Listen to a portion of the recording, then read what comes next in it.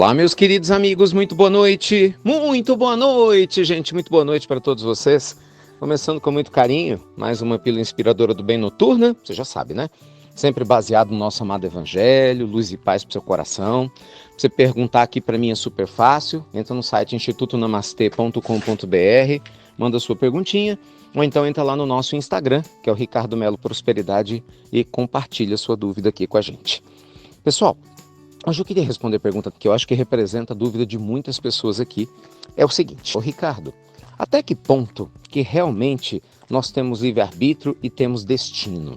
Até que ponto que eu sou livre para escolher o que eu quero? Por exemplo, se eu quiser dizer para a vida, eu não quero cuidar da minha parte espiritual, esse é meu livre-arbítrio, eu vou ser punida por isso? Até que ponto que realmente eu posso escolher fazer as coisas que eu quero ou não? Enfim, ela conta algumas histórias aqui, mas no final das contas, a essência, da pergunta é essa. Bem, vamos lá. Você sabe, todas as vezes que eu ouço essa pergunta, eu me lembro dessa postura que os pais têm. Eu sou pai, então eu sei bem o que é isso. Na hora que você vê seus filhos, questionando, por que eu não posso fazer isso? Por que eu posso fazer aquilo? O que eu posso fazer e o que eu não posso? Veja que coisa.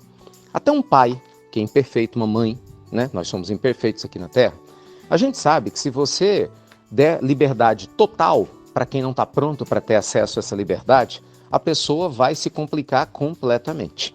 É só você pensar em você mesmo, na sua infância. Imagina se tudo aquilo que você tivesse pedido para os seus pais, você tivesse conseguido. Provavelmente, talvez você não tivesse nem encarnado aqui de tantos riscos absurdos, que uma criança às vezes se expõe, um adolescente, achando que sabe de tudo, essa tal do eu já sei, essa frase é terrível, Os pais têm que lidar com o tal do eu já sei aí das crianças, que não sabem nada. E elas não estariam aqui, você não estaria aqui, eu não estaria aqui. Mas ao mesmo tempo, você sabe que cada um de nós tem as suas escolhas. Bem, vamos ampliar esse conceito e pensa nisso na lei divina. Nós temos livre-arbítrio, sem dúvida nenhuma. Nossa liberdade de escolher, principalmente, gente, as diretrizes macros da nossa vida, baseado nas escolhas micro. Como assim, Ricardo? Imagina que você reencarnou e estava no seu mapa kármico nascer com o pai, a mãe que você teve, passando por determinadas circunstâncias. Vamos supor, tá? Estou criando isso aqui. E aí você ia desenvolver uma doença grave com 37 anos, para poder purgar uma série de problemas que você acabou fazendo outras pessoas terem por causa da sua, postura. E essa enfermidade vai fazer você experimentar o que eles experimentaram e vai ser sua chance de resgate com a própria consciência. E aí, no meio disso tudo, você vai passar por isso com muita dificuldade, porque no passado você teve acesso à família, pessoas, não valorizou. Então, essa vai ser uma experiência, um testemunho, em que você vai passar talvez numa época da vida em que você não vai ter muita gente do seu lado. Bem, o tempo passa, chega aos 37 anos, claro, você não lembra de nada disso, não sabe nada disso, você já esqueceu, e aí, tá lá, diagnosticado com uma doença grave, complicada. Aí, de repente, talvez seus pais já tenham desencarnado, ou você mora num lugar distante, tenha poucos amigos, e aí você fala, meu Deus, eu tô sozinha. Eu tô sozinho para ter que lidar com essa situação toda, buscar médico, remédio, trabalhar, o drama emocional, que situação. Deus me abandonou. É aí que a gente se complica. Porque uma pessoa que tem fé, o que ela vai fazer? Ela vai usar o livre-arbítrio e vai falar, meu Deus, eu tô sozinho, eu tô com tanta dificuldade, me ajuda a passar por essa prova com sabedoria.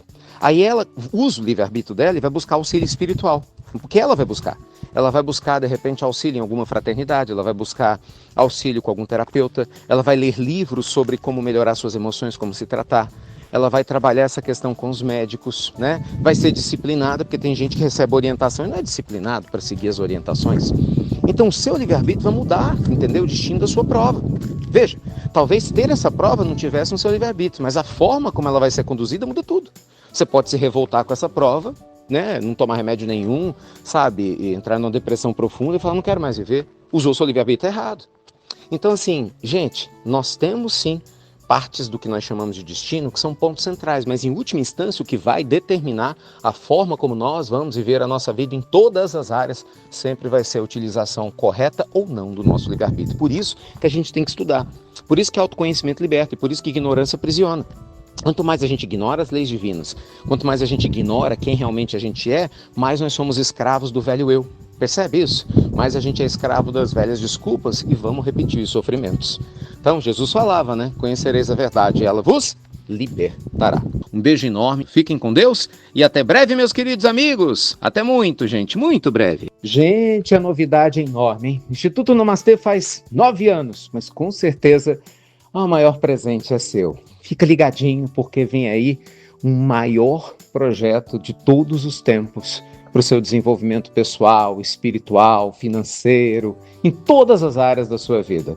Todos os anos nós criamos um projeto incrível, falo que é uma loucura que a gente faz, uma vez no ano, para que todo mundo, ricos, pobres, pessoas que moram no Brasil, no exterior, não importa, todo mundo possa desfrutar dessa bênção que é a nossa família, né, aprendendo cada vez mais como se tornar um ser humano melhor e como viver sua missão na sua plenitude aqui na Terra. Então aguardem, que novidades maravilhosas já estão a caminho.